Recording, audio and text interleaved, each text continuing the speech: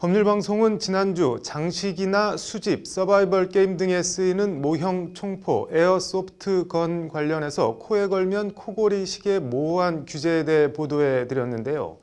총포와 아주 비슷하게 보이는 것 등 법령 문구가 모호해 자의적, 임의적 규제나 단속이 남발될 수 있다는 지적입니다.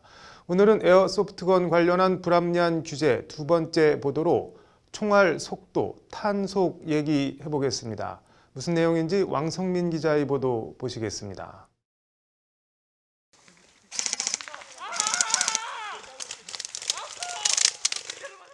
흔히 서바이벌 게임이라 불리는 에어소프트건 경기 참가자들이 탄창에 비비탄을 넣느라 여념이 없습니다.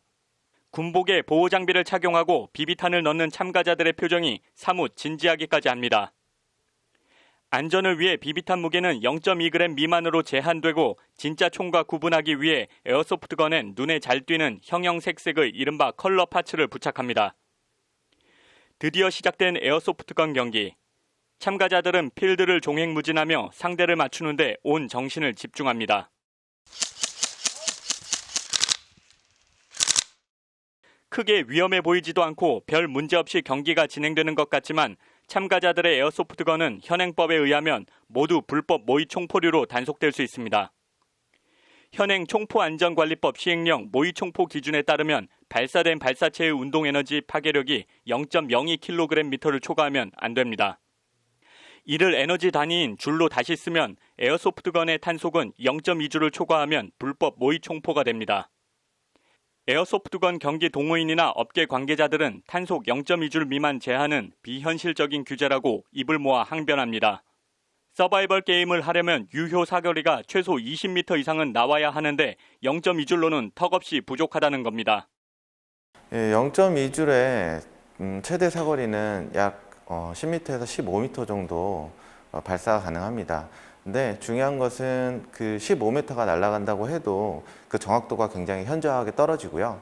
실질적으로 서바이벌 게임에서 사용되는 유효 사거리는 20m 이상이 나와야 됩니다. 그 20m 이상이 나오는 거와 정확하게 그 20m의 그 표적지에 그 명중을 시킬 수 있는 성능이 나와야 되는데요. 현재 0.2줄의 파워로서는 그런 것들이 거의 불가능하다고 보고 있습니다.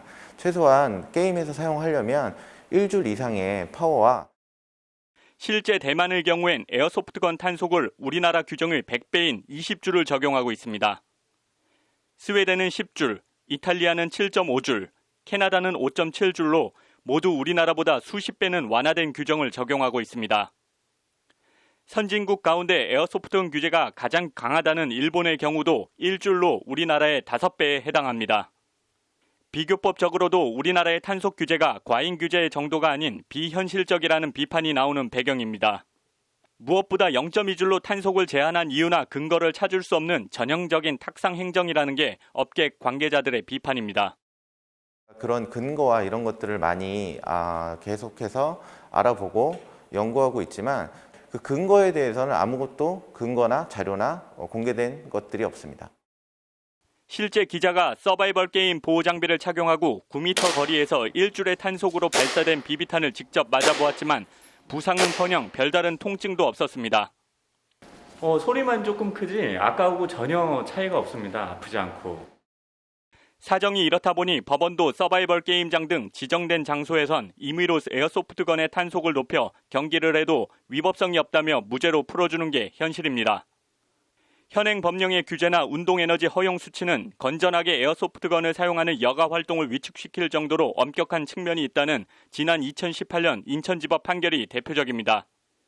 앞서 대법원도 지난 1998년 관련 사건에서 인명, 신체상 위해를 가할 우려가 있는지 여부는 그 구조와 기능, 농도, 탄환의 특성 등 재반 사정을 종합해 평가해야 한다며 총포법 위반 무죄를 선고한 바 있습니다.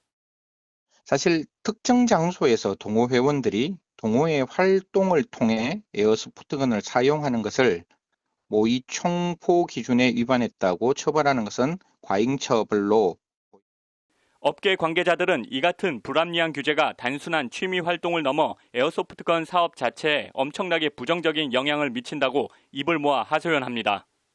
우리나라 규제 기준인 탄속 0.2줄에 맞춰 에어소프트건을 생산한다면 어느 나라에서 이를 수입할 것이며 수입 단가는 수입 단가대로 올라간다는 하소연입니다. 0.2줄로 이런 규제가 있는 나라는 거의 우리나라가 유일하기 때문에 그 생산 자체를 0.2줄로 생산을 하지는 않습니다. 그렇기 때문에 한국의 규제에 맞춰서 수입을 하려면 추가 비용과 추가 시간이 소요가 되기 때문에 수입 비용 자체가 높아지고요. 그걸로 인해서 소비자들은 더 높은 가격에 비비탄 총을 구매할 수밖에 없습니다.